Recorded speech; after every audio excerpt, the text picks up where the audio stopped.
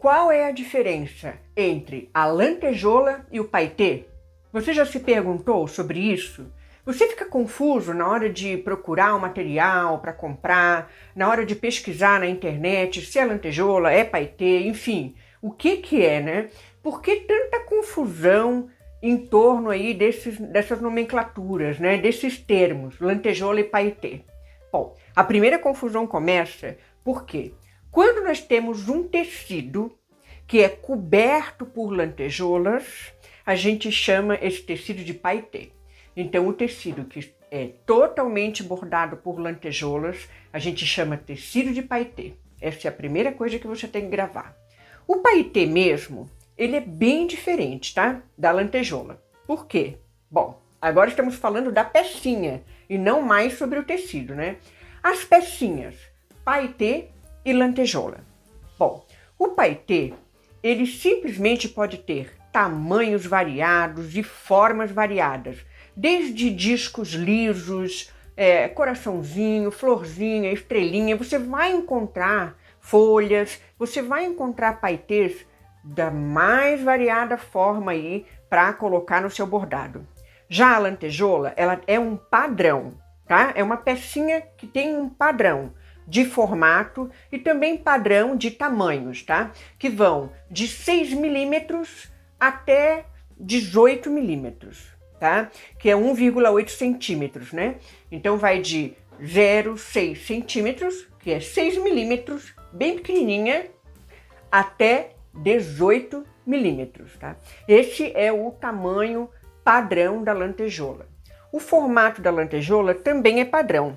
Ele é arredondado, sempre arredondado, mas o centro dele tem um formato hexagonal, tem chanfros ali, ele é todo sextavado, né? Ele tem chanfros que são ali ângulos, né, geométricos, e aqueles chanfros, eles dão um brilho diferenciado ali para aquela peça, tá?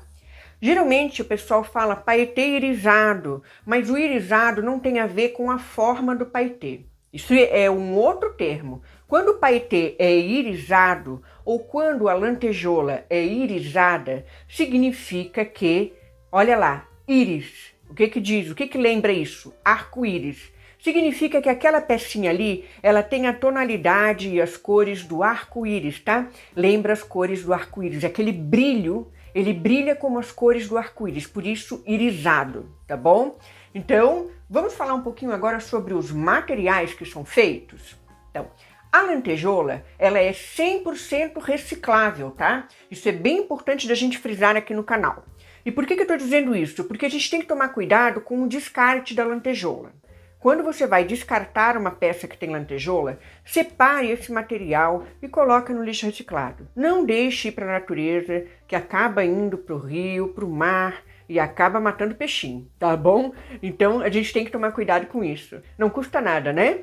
E quando a gente coloca numa peça e essa peça ela vai para o nosso guarda-roupa e a gente usa e ela dura muito tempo, a gente também está ajudando a natureza, porque afinal a gente está dando um tempo de vida útil, né, maior para aquele material e aquela peça pode passar de geração em geração, porque afinal a lantejola, ela é clássica, né? Ela nunca sai de moda e em ocasiões especiais você vai poder usar um brilho, principalmente à noite, né?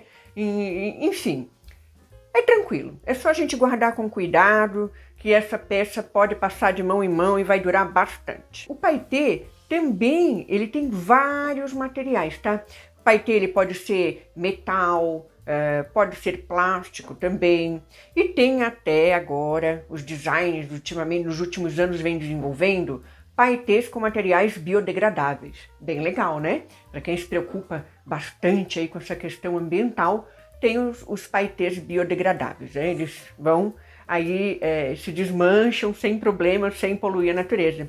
Bem legal. Vocês gostaram dessa mini aula sobre diferenças entre lantejola e paetê? Vocês sabiam de tudo isso? Me conta aqui no comentário se o que eu contei para vocês aqui teve alguma novidade.